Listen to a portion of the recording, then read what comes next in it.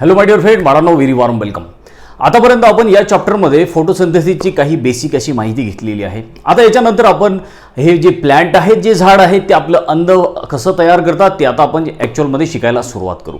आपल्या आजच्या लेक्चरची सुरुवात आपण आता करू एका सिंपल टॉपिकपासून, आणि ज्याचं नाव आहे लाईट रिॲक्शन किंवा यालाच हिल रिॲक्शन असं म्हटलं जातं. आता बघा, जेव्हा झाडं फोटोसिंथेसिस करतात, आपलं अन्न तयार करतात, तर हे फोटोसिंथेसिस जे आहे हे दोन स्टेपमध्ये होणारी रिॲक्शन आहे. त्याच्या पहिली स्टेप असते ती म्हणजे लाईट रिॲक्शन आणि दुसरी असते ती म्हणजे डार्क रिॲक्शन.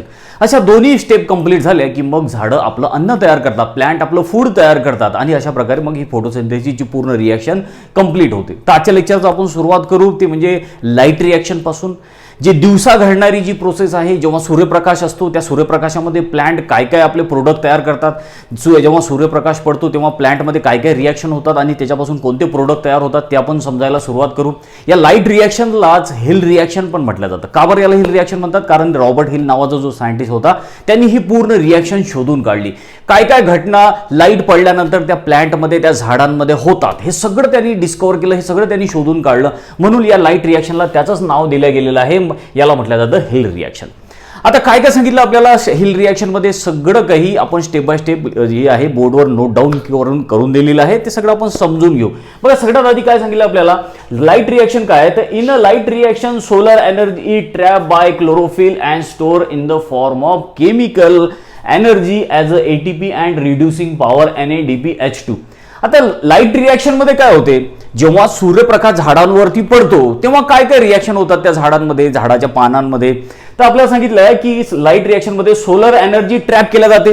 सूर्यप्रकाशापासून जी एनर्जी येते, सोलर एनर्जी, ती ट्रॅप केल्या जाते आणि त्या सोलर एनर्जीला कशामध्ये कन्वर्ट केल्या जाते, त्या सोलर एनर्जीला केमिकल एनर्जीमध्ये कन्वर्ट केल्या जाते. आणि मग ही केमिकल एनर्जी जेव्हा सोलर एनर्जी जेव्हा केमिकल एनर्जीमध्ये कन्वर्ट होते तेव्हा कोणते प्रोडक्ट फॉर्म होतात आपल्याला सांगितलेलं आहे ATP आणि रिड्युसिंग पॉवर NADPH2. NADPH2 हा काय आहे तर हा एक कोएन्झाइम आहे. याचं फुल फॉर्म पण मी तुम्हाला सांगितलेलं आहे, निकोटिनामाइड अडेनिन डायन्यूक्लियोटाइड फॉस्फेट.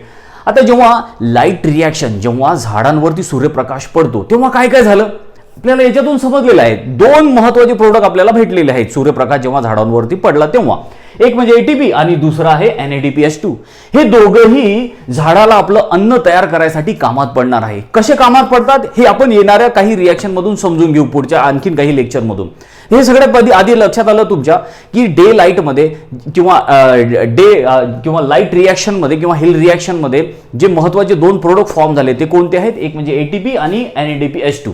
हे सगळ्यात आधी लक्षात आलं, हा बेसिक पॉईंट. त्यानंतर पुढे सांगितलेलं आहे oxygen is evolve by splitting of water. आणि एक सगळ्यात महत्त्वाचं म्हणजे लाईट रिॲक्शनमध्ये किंवा हिल रिॲक्शनमध्ये आपल्याला ऑक्सिजन भेटतो. लक्षात आलं का? बघा, हे दोन प्रोडक्ट तर भेटले, ATP तर भेटला, NADPH2 पण भेटला आणि ऑक्सिजन पण भेटतो. सगळ्यात महत्त्वाचं म्हणजे आपल्याला जगायसाठी जो ऑक्सिजनची आवश्यकता आहे तो ऑक्सिजन पण लाईट रिॲक्शनमध्ये किंवा हिल रिॲक्शनमध्येच आपल्याला भेटतो. आणि परत सांगितलेलं आपल्याला की हा ऑक्सिजन येतो कुठून, तर वॉटर जेव्हा स्प्लिट होते, वॉटर मॉलिक्यूल जेव्हा ब्रेक होतात, सूर्यप्रकाश जेव्हा या वॉटरवर पडतो, म्हणजे तो ॲक्च्युअलमध्ये झाडांवर पडतो, पण या झाडांमध्ये काय आहे की या झाडाच्या पानांमध्ये काय आहे तर वॉटर आहे. तर वॉटर मॉलिक्यूल ब्रेक होतो आणि वॉटर मॉलिक्यूल ब्रेक झाला की मग आपल्याला ऑक्सिजन भेटतो. अशा प्रकारे तीन महत्त्वाचे प्रोडक्ट आपल्याला या लाईट रिॲक्शन मधून भेटलेले आहेत, हे विसरायचं नाही. तर कोणते कोणते आहेत परत एकदा सांगतो. एक म्हणजे ATP, दुसरा आहे NADPH2 आणि तिसरा आहे ऑक्सिजन. तर ATP जो आहे आणि NADPH2 आहे हे तर झाडं स्वतःचं अन्न तयार करायसाठी वापरतात. कसं अन्न तयार करतात, झाडाचं अन्न कोणतं आहे, स्टार्च. तर हे अन्न कसं तयार केलं जाते ते आपण पुढच्या येणाऱ्या काही रिॲक्शन मधून समजून घेऊ. आता आपल्या कामाचा आणखीन एक प्रोडक्ट भेटला याच्यामध्ये, कोणता तर आपल्याला भेटला ऑक्सिजन. तशा प्रकारे या लाईट रिॲक्शनचं ही आपल्याला एक समरी सांगितली आहे की लाईट रिॲक्शनमध्ये ॲक्च्युअलमध्ये काय काय घटना घडतात, काय काय होत असते लाईट रिॲक्शनमध्ये. त्यानंतर आता पुढे काय सांगितले आपल्याला बघा, initially chlorophyll A is at ground state. When it absorbs photon, it get activated and expel electrons at higher energy level. This is called excited state of chlorophyll A. आता बघा, क्लोरोफिल A बद्दल आपण सुरुवातीच्या काही लेक्चरमध्येच माहिती घेतली आहे की झाडांमध्ये तर भरपूर सारे पिगमेंट्स प्रेझेंट आहे, chlorophyll A, B, C, D, कॅरोटिनॉइड, झॅन्थोफिल वगैरे. पण क्लोरोफिल A हा एकमेव असा मॉलिक्यूल आहे, एकमेव असे पिगमेंट आहे की जे लाईट एनर्जीला केमिकल एनर्जीमध्ये कन्वर्ट करते. मग कसं करते, काय होतं त्याच्यामध्ये रिॲक्शन आपल्याला सांगितलेलं आहे की सुरुवातीला क्लोरोफिल ए जो आहे हा ग्राउंड स्टेटमध्ये असतो, पण जसं या क्लोरोफिल ए वर सूर्यप्रकाश पडतो, सोलर एनर्जी किंवा फोटॉन पडतात याच्यावरती, लाईट जेव्हा पडतो तेव्हा क्लोरोफिल ए हा एक्साइटेड स्टेटमध्ये चालला जातो.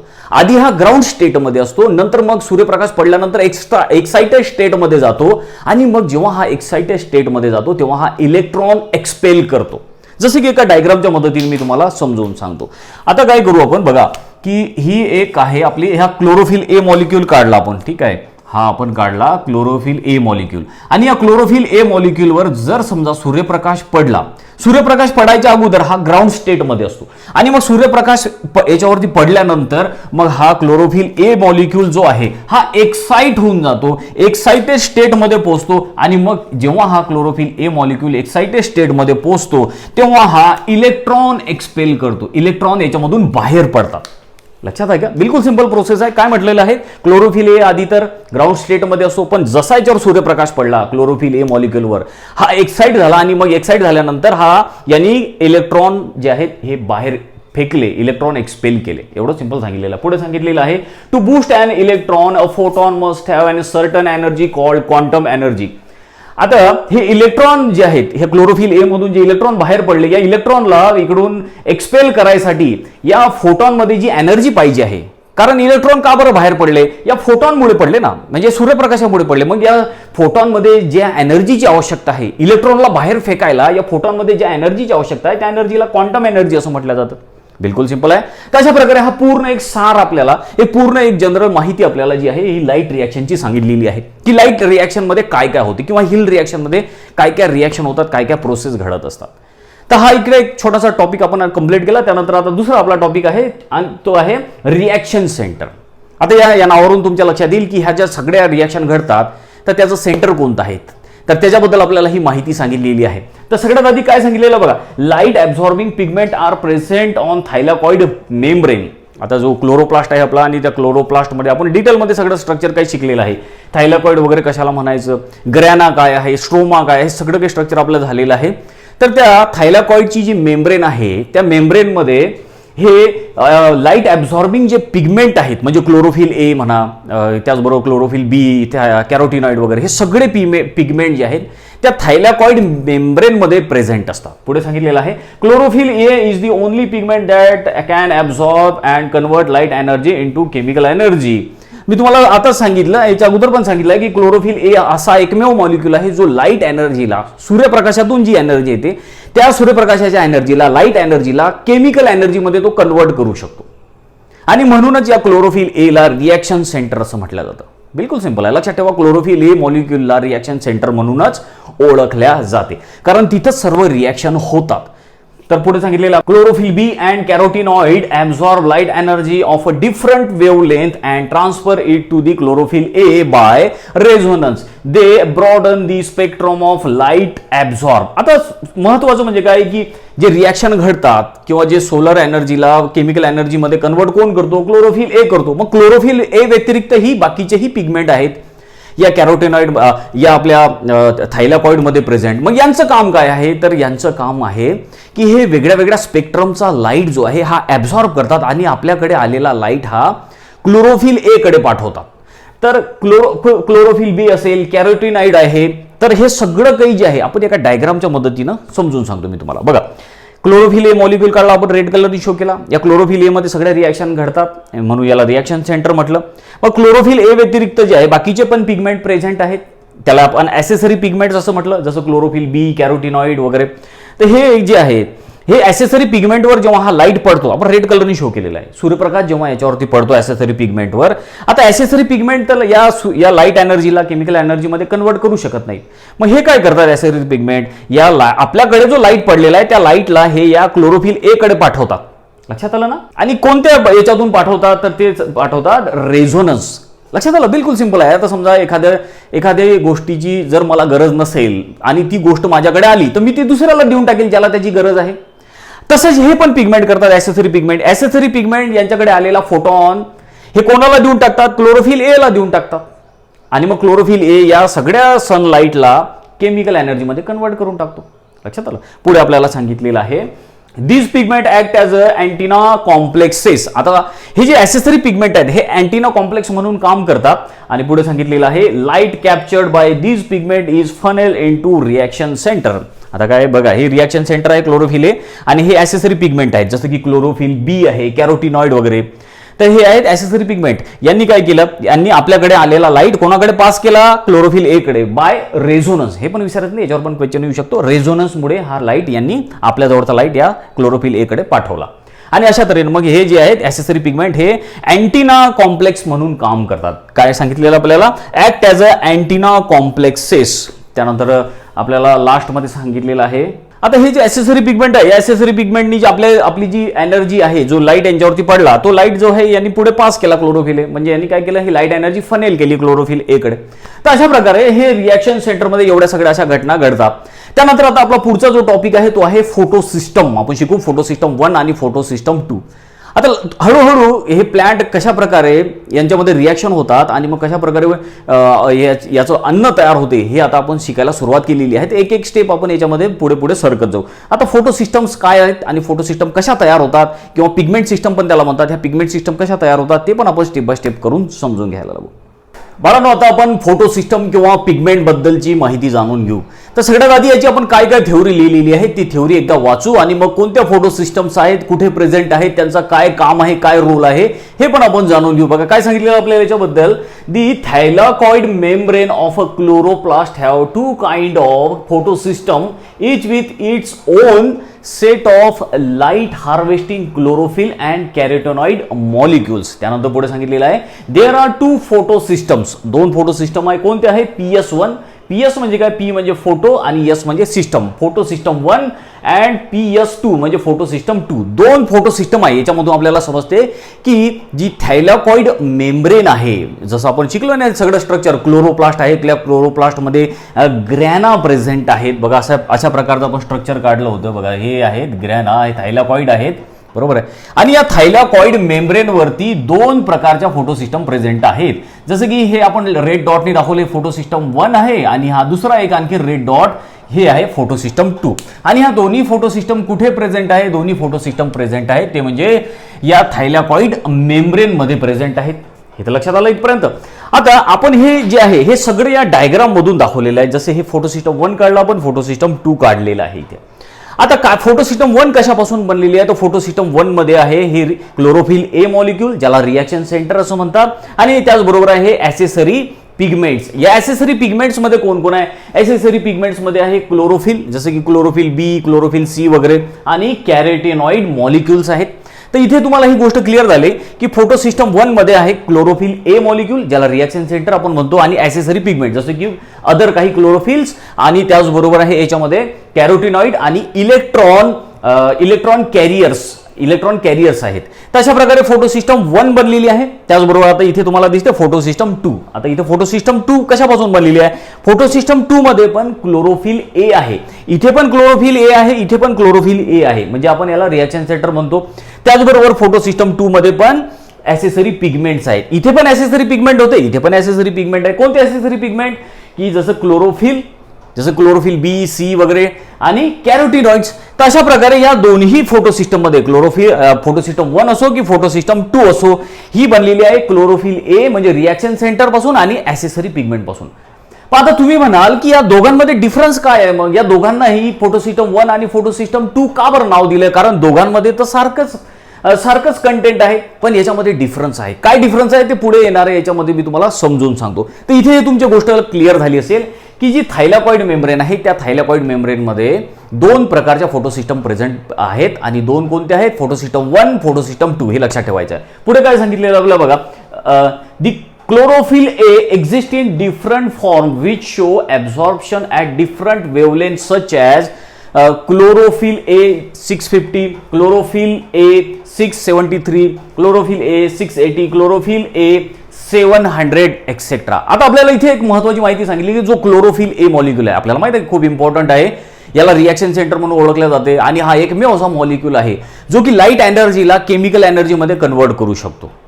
म्हणून याला आपण मेन पिगमेंट असं म्हणतो, किंवा याला आपण रिॲक्शन सेंटर पण म्हणतो. आता हा जो क्लोरोफिल ए आहे हा वेगळ्या वेगळ्या फॉर्ममध्ये एक्झिस्ट आहे, म्हणजे वेगळ्या वेगळ्या फॉर्ममध्ये आहे, प्रेझेंट आहे असं सांगितलेलं आहे. आणि याचे फॉर्म कशावरून तयार केलेले आहेत, तर हा कोणत्या वेव्हलेंथचा लाईट ॲब्झॉर्ब करतो त्याच्यावरून हे वेगळे वेगळे याचे फॉर्म किंवा टाईप तयार केलेले आहेत. जसं की क्लोरोफिल ए, आपण याची शॉर्ट फॉर्म वापरलेला आहे CHL, म्हणजेच काय क्लोरोफिल. हा क्लोरोफिल ए जो आहे हा 650 नॅनोमीटरचा लाईट ॲब्झॉर्ब करतो. त्याचबरोबर क्लोरोफिल हा दुसरा प्रकारचा जो क्लोरोफिल ए आहे हा 673 नॅनोमीटरचा लाईट ॲब्झॉर्ब करतो. त्याचबरोबर आणखीन एक प्रकारचा क्लोरोफिल आहे जो आहे हा आहे 680 नॅनोमीटर पर्यंतचा लाईट ॲब्झॉर्ब करतो. त्यानंतर हा क्लोरोफिल ए जो आहे त्यातलाच एक 700 नॅनोमीटर पर्यंतचा लाईट ॲब्झॉर्ब करतो. तर हे क्लोरोफिलचे टाईप कशावरून तयार झालेले आहेत, तर तो किती नॅनोमीटरचा लाईट ॲब्झॉर्ब करू शकतो, तर याच्यावरून हे क्लोरोफिलचे टाईप्स तयार होतात, हे लक्षात ठेवा. त्याचबरोबर आता आपण वन बाय वन करून हे दोन्ही फोटो सिस्टम समजून घेऊ. फोटो सिस्टम 1, फोटो सिस्टम 2 या दोघांमध्ये काय डिफरन्स आहे, दोन्ही फोटो सिस्टमचा काय रोल आहे, आणि या दोन्ही फोटो सिस्टममध्ये कशा प्रकारे ऑक्सिजन तयार होतो, कशा प्रकारे प्लांट आपलं अन्न तयार करतात या दोन्ही फोटो सिस्टमच्या मदतीनं, हे सगळं आपण डिटेलमध्ये समजून घेऊ. सगळ्यात आधी तर आपण फोटो सिस्टम 2चा अभ्यास करू, कारण की ही इम्पॉर्टंट आहे आपल्या. आता फोटो सिस्टम 1 आणि फोटो सिस्टम 2 जे आहेत ह्या दोन्ही हे याच्या डिस्कवरीच्या अकॉर्डिंग याचे नावं दिलेली आहेत, की कधी याची डिस्कवरी झालेली आहे, त्याच्यावरून हे टाईप तयार केलेले आहेत. तर सगळ्यात आधी आपण फोटो सिस्टम 2 बघू. या फोटो सिस्टम 2 मध्ये काय काय आहे, कशापासून फोटो सिस्टम 2 बनलेली आहे आणि याचं इम्पॉर्टन्स काय. बघा, सगळ्यात आधी फोटो सिस्टम 2 बद्दल काय सांगितले आपल्याला. In photo system 2 chlorophyll A is peak absorption at 680 nanometre is the reaction centre. आता जसं मी तुम्हाला सांगितलं की फोटो सिस्टम 1 आणि फोटो सिस्टम 2 तर सारखेच दिसतात, पण याच्यामध्ये एक डिफरन्स आहे की हा जो फोटो सिस्टम 2 मधला जो क्लोरोफिल ए मॉलिक्यूल आहे, ज्याला आपण रिॲक्शन सेंटर म्हटलं, इथे पण क्लोरोफिल आहे, इथे पण क्लोरोफिल आहे, पण फोटो सिस्टम 2 मधला जो क्लोरोफिल आहे किंवा हे जे रिॲक्शन सेंटर आहे, हा क्लोरोफिल मॉलिक्यूल 680 नॅनोमीटर पर्यंतचा लाईट ॲब्झॉर्ब करू शकतो. हे लक्षात ठेवायचं तुम्हाला, किती 680 नॅनोमीटर पर्यंतचा लाईट हा ॲब्झॉर्ब करू शकतो. हा याच्यामधला डिफरन्स आहे. आणि त्याचबरोबर आता इथे हे पण तुम्हाला सांगून ठेवतो की हा जो फोटो सिस्टम 1 आहे याच्यामधला हा जो क्लोरोफिल मॉलिक्यूल आहे हा 700 नॅनोमीटर पर्यंतचा लाईट ॲब्झॉर्ब करतो, म्हणून ही फोटो सिस्टम दुसरी आहे आणि हे फोटो सिस्टम दुसरी आहे. लक्षात ठेवलं. तर हे लक्षात ठेवायचं आहे तुम्हाला इथे की फोटो सिस्टम 1 मध्ये जो क्लोरोफिल ए मॉलिक्यूल आहे हा किती नॅनोमीटर पर्यंतचा लाईट ॲब्झॉर्ब करू शकतो, 680 नॅनोमीटर पर्यंतचा लाईट ॲब्झॉर्ब करू शकतो. त्यानं पुढे सांगितलेलं आहे, this system bring about the photolysis of water and release of oxygen. एक सगळ्यात महत्त्वाचं म्हणजे फोटो सिस्टम 2 जी आहे हे काय काम करते, तर ही जी फोटो सिस्टम 2 आहे याच्यामुळे पाण्याचं ब्रेकडाऊन होते, वॉटरचं ब्रेकडाऊन होते, आणि पाणी जर ब्रेकडाऊन झालं तर मग आपल्याला ऑक्सिजन पण भेटतो. तर लक्षात ठेवा, तुम्हाला जर असा क्वेश्चन आला की कोणत्या फोटो सिस्टममुळे वॉटरचं ब्रेकडाऊन होते आणि आपल्याला ऑक्सिजन भेटतो, किंवा आपल्याला ऑक्सिजन हा कोणत्या फोटो सिस्टम पासून भेटतो, तर आपल्याला ऑक्सिजन हा फोटो सिस्टम 2 पासून भेटतो. कारण फोटो सिस्टम 2 काय करते, किंवा याच्यामध्ये हा जो क्लोरोफिल ए मॉलिक्यूल आहे हा काय करतो, वॉटरला ब्रेकडाऊन करतो, पाण्याला ब्रेकडाऊन करतो, आणि पाणी ब्रेकडाऊन झालं की मग आपल्याला ऑक्सिजन भेटतो. आपण आधी पण डिस्कस केलेला आहे याच्याबद्दल की जो ऑक्सिजन प्लांटमधून जो ऑक्सिजन बाहेर पडतो तो ॲक्च्युअलमध्ये कोणापासून येतो, तर प्लांटमधून जो ऑक्सिजन बाहेर पडतो तो ॲक्च्युअलमध्ये वॉटरपासून भेटतो आपल्याला. तर झाडांमध्ये जे पाणी आहे ते पाणी ब्रेकडाऊन होते आणि मग ऑक्सिजन बाहेर पडतो, आणि तो ऑक्सिजन मग आपल्याला भेटतो जो जीवनासाठी आवश्यक आहे. तशा तऱ्हे हे एक महत्त्वाची माहिती लक्षात ठेवायची. त्यानंतर पुढे सांगितलं, in this act when a photo system 2 absorb light electrons are release and chlorophyll molecular is oxidised. आता आपल्याला सांगितलेलं आहे जेव्हा या फोटो सिस्टम 2 वर हे जे फोटॉन्स पडतील, जसं आपण हे ब्लू कलरने दाखवलेलं आहे, हा लाईट पडला या फोटो सिस्टमवर, ठीक आहे, आणि मग याच्यावर लाईट पडल्यानंतर मग या फोटो सिस्टम 2 मधून इलेक्ट्रॉन बाहेर पडतात, इलेक्ट्रॉन एक्सपेल होतात, ठीक आहे, आणि मग इलेक्ट्रॉन एक्सपेल झाले की मग हा जो फोटो सिस्टम 2 आहे हा इलेक्ट्रॉन दुसऱ्याला देऊन टाकतो, आणि मग हा यानी इलेक्ट्रॉन फोटो सिस्टम 2 नी किंवा मग या क्लोरोफिल ए नी इलेक्ट्रॉन दुसऱ्याला दिले की मग हा ऑक्सिडाइज्ड होऊन जातो. काय होऊन जातो, ऑक्सिडाइज्ड होऊन जातो. मग पुढे काय होते, तर आपल्याला सांगितलेलं आहे, the electrons are emitted by photo system 2 are ultimately trap by photosystem 1. आता जसं मी तुम्हाला सांगितलं की याच्यावर या फोटो सिस्टम 2 वर लाईट पडला, प्रकाश याच्यावर पडला, आणि मग या फोटो सिस्टम 2 नी काय केलं, इलेक्ट्रॉन बाहेर सोडले, इलेक्ट्रॉन इमिट केले. मग यांनी जे इलेक्ट्रॉन बाहेर सोडले ते कोणापर्यंत जातात, हा इलेक्ट्रॉन कोणाला देतो, तर हा इलेक्ट्रॉन या फोटो सिस्टम 1 ला देतो. हे पण लक्षात ठेवायचं आहे तुम्हाला. जेव्हा फोटो सिस्टम 2 वर लाईट पडतो आणि याच्यामधून इलेक्ट्रॉन बाहेर पडतात तेव्हा हा फोटो सिस्टम 2 इलेक्ट्रॉन कोणाला देतो, 1 ला देतो. जसं आपण इथे दाखवलेलं आहे, फोटो सिस्टम 1 पण आहे, फोटो सिस्टम 2 पण आहे. आता या फोटो सिस्टम 2 वर जेव्हा लाईट पडतो तेव्हा हा इलेक्ट्रॉन कोणाला देतो, तर याच्या शेजारी असलेल्या फोटो सिस्टम 1 ला देतो. हे दोन्ही शेजारी शेजारीच असतात आणि दोन्ही फोटो सिस्टम एकत्रच काम करतात. लक्षात ठेवा, हार्मोनीच्या नुसार काम करतात, एकत्र काम करतात ह्या दोन्ही फोटो सिस्टम. तर फोटो सिस्टम 2 कडे जे इलेक्ट्रॉन आहेत त्यात फोटो सिस्टम 2 नी कोणाला दिले इलेक्ट्रॉन, फोटो सिस्टम 1 ला दिलेले आहेत. आणि मग जेव्हा हा इलेक्ट्रॉन फोटो सिस्टम 1 ला देतो तेव्हा हा फोटो सिस्टम ऑक्सिडाइज्ड होऊन जातो. मग आता याच्याकडे इलेक्ट्रॉन राहत नाही, मग याला इलेक्ट्रॉन कुठून भेटतील, तर याला इलेक्ट्रॉन भेटतात. पुढे आपल्याला सांगितलेलं आहे oxidised photo system 1 regain it's electron by photolysis of water. आता यांनी आपल्याकडे जे इलेक्ट्रॉन होते ते इलेक्ट्रॉन तर या फोटो सिस्टम 1 ला दिले, मग आता याच्याकडे इलेक्ट्रॉन कुठून येतील, तर हा जो फोटो सिस्टम 2 आहे किंवा हा जो क्लोरोफिल मॉलिक्यूल आहे याच्यामधला, हा स्ट्रॉंग ऑक्सिडायझिंग एजंट म्हणून काम करतो. आणि मग हा काय करतो, पाण्याला ब्रेक करतो. आणि वॉटर ब्रेक झालं की मग त्याच्यामधून याला इलेक्ट्रॉन भेटतात. कसे भेटतात ते आपण एक रिॲक्शन लिहिलेली आहे बघा.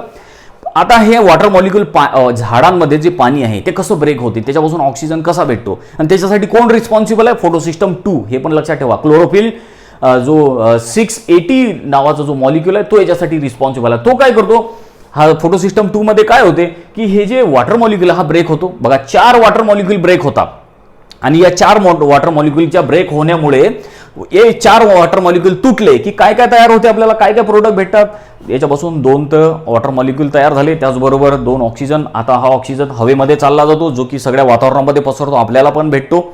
आणि त्याचबरोबर 4 याच्यामध्ये दिसतं आपल्याला हायड्रोजन, म्हणजे याला प्रोटॉन आपण म्हणतो. आणि हे प्रोटॉन जे आहेत हे या थायलॉइड मेम्ब्रेनमध्ये हे प्रोटॉन जमा होतात. ऑक्सिजन जो आहे तो बाहेर पडतो याच्यामधून, प्रोटॉन याच्यामध्ये जमा होतात.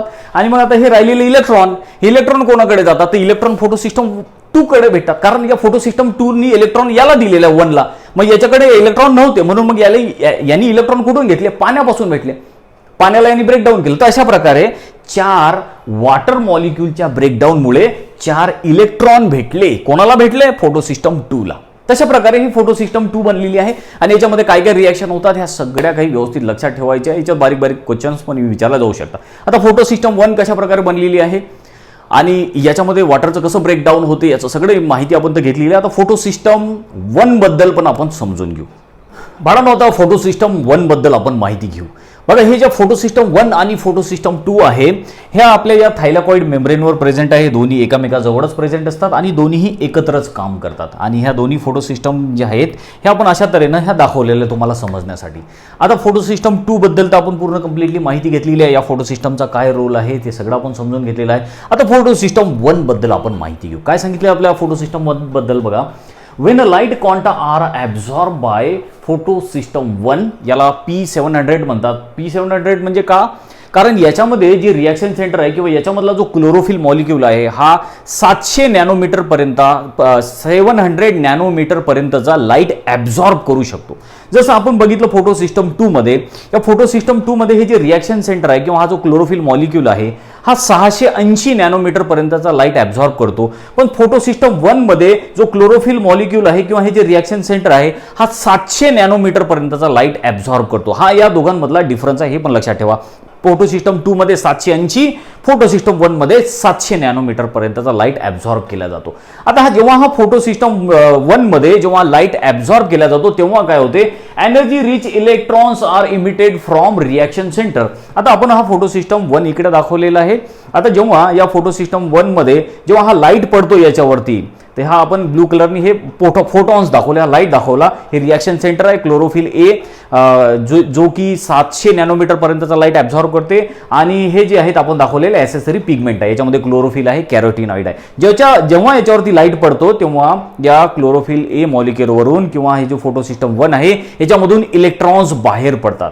मग आता पुढे काय होते आपल्याला सांगितलेलं आहे, these a flow of down a chain of electrons carrier to NADP. आता या फोटो सिस्टम 1 मधून जेव्हा याच्यावरती लाईट पडला याच्यावरती इलेक्ट्रॉन बाहेर पडले, मग इलेक्ट्रॉन कोणाकडे जातात, NADP कडे जातात. NADP काय आहे तर निकोटिनामाइड ॲडेनिन डायन्यूक्लियोटाइड फॉस्फेट, हे एक प्रकारचं कोएन्झाइम आहे. तर या एन्झाइमकडे हे इलेक्ट्रॉन्स पोहोचतात. सोबतच काय होते पुढे, along with the proton generated by splitting water. आता या NADP कडे या फोटो सिस्टम 1 मधले जे इलेक्ट्रॉन्स आहेत ते या NADP कडे तर गेलेच, सोबतच या NADP ला प्रोटॉन्स पण येऊन भेटले, म्हणजे हायड्रोजन. आता हे हायड्रोजन कुठून आले, तर या फोटो सिस्टम 2 आपण बघितलं ना, फोटो सिस्टम 2, या फोटो सिस्टम 2 मधनी काय केलं, वॉटरला ब्रेकडाऊन केलं, पाण्याला ब्रेकडाऊन केलं. आपण ही सगळी रिॲक्शन इथे लिहिली. या फोटो सिस्टम 2 मधून काय झालं, वॉटर ब्रेकडाऊन झाला आणि आपल्याला काही प्रमाणात ऑक्सिजन वगैरे भेटला, 4 हायड्रोजन म्हणजे प्रोटॉन भेटले आणि 4 इलेक्ट्रॉन पण भेटले. आता हे 4 इलेक्ट्रॉन कोणाकडे गेले, या फोटो सिस्टमनी आपल्याकडे जे 4 इलेक्ट्रॉन ब्रेक झाले होते ते 4 इलेक्ट्रॉन या फोटो सिस्टम 1 कडे गेले. आता मग हे जे 4 हायड्रोजन आहे हे कोणाकडे जातात, हे 4 हायड्रोजन जे आहेत या NADP कडे जातात. तर अशा प्रकारे NADP कडे या फोटो सिस्टम 1 नी जे इलेक्ट्रॉन इमिट केले ते इलेक्ट्रॉन पण NADP कडे गेले. सोबतच हे जे 4 हायड्रोजन आहे म्हणजे जे 4 प्रोटॉन आहे ते पण या NADP कडे पोहोचले. तर पुढे काय सांगितलेलं आहे आपल्याला, this result in the formation of NADPH. तर अशा प्रकारे जेव्हा हा या NADP ला प्रोटॉन येऊन म्हणजेच हायड्रोजन येऊन मिळतात, हे वॉटरचं ब्रेकडाऊन झालं की हे हायड्रोजन येऊन याला मिळतात. वॉटरचं ब्रेकडाऊन कुठे झालं, फक्त वॉटरचं ब्रेकडाऊन फोटो सिस्टम 1 मध्ये होते, फोटो सिस्टम 2 मध्ये वॉटरचं ब्रेकडाऊन होत नाही, हे मी तुम्हाला आधी पण सांगितलेलं आहे. तर अशा प्रकारे फोटो सिस्टम 2 मध्ये जे वॉटरचं ब्रेकडाऊन झालं होतं आणि इथे जे प्रोटॉन तयार झाले होते ते प्रोटॉन NADP ला जाऊन भेटले. या NADP कडे प्रोटॉन पण आले आणि इलेक्ट्रॉन पण याच्याकडून आले. अशा तऱ्हेनं मग हा NADP जो होता याला प्रोटॉन जाऊन मिळाल्यानंतर हा NADPH झाला. म्हणजेच काय झाला, आता हा निकोटिनामाइड अडेनिन डायन्यूक्लियोटाइड फॉस्फेट हायड्रोजन असं याला म्हटलं जातं. पुढे आता आपल्याला आणखीन सांगितलेलं आहे, hydrogen attach to NADPH is use for reduction of CO2 in dark reaction. आता हा NADPH काय करतो, याला हायड्रोजन येऊन मिळाला, मग याचा काय उपयोग होतो, तर याचा या CO2 च्या रिडक्शन मध्ये यूज होतो. CO2 पासून प्लांट जे आहेत आपलं अन्न तयार करतात, ग्लुकोज तयार होतो. तर या CO2 पासून ग्लुकोज तयार करायसाठी या NADPH चा वापर केला जातो. हे पण लक्षात ठेवायचं आहे तुम्हाला व्यवस्थित. प्लांटनी आणखीन आपलं फूड तयार केलंय का नाही, हे सगळी रिॲक्शन आपली आणखीन आपण बघितली नाही. याच्यात आणखीन तुम्हाला ह्या ज्या सगळ्या कन्सेप्ट आहे, फोटो सिस्टम 1, फोटो सिस्टम 2 वगैरे, तर जेव्हा आपण सायक्लिक आणि नॉन सायक्लिक फोटो फॉस्फोरायलेशन शिकणार तेव्हा अजून तुम्हाला ह्या आयडिया सगळ्या क्लिअर होतील. अजून प्लांटने अन्न तयार करायला सुरुवात केलेली नाही. तर आता प्लांटला अन्न तयार करायसाठी या CO2 ची आवश्यकता आहे आणि या CO2 पासून जे प्लांट ग्लुकोज तयार करणार आहे त्या ग्लुकोज तयार करायसाठी NADPH ची मदत होणार आहे.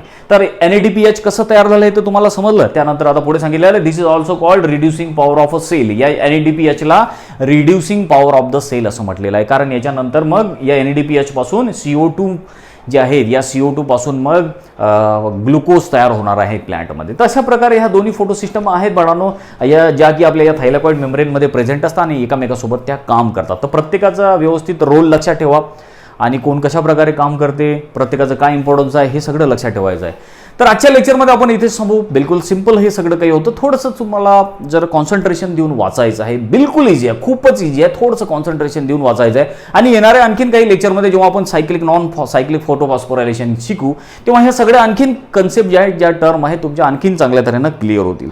तर या नंतरच्या लेक्चरमध्ये आपण फोटो फॉस्फोरायलेशन शिकायला सुरुवात करू. त्याच्यामध्ये तुम्हाला हे आज जे शिकवलेलं आहे ते आणखीन चांगल्या तऱ्हेनं समजेल बाळांनो. चांगला अभ्यास करा. Thank you very much.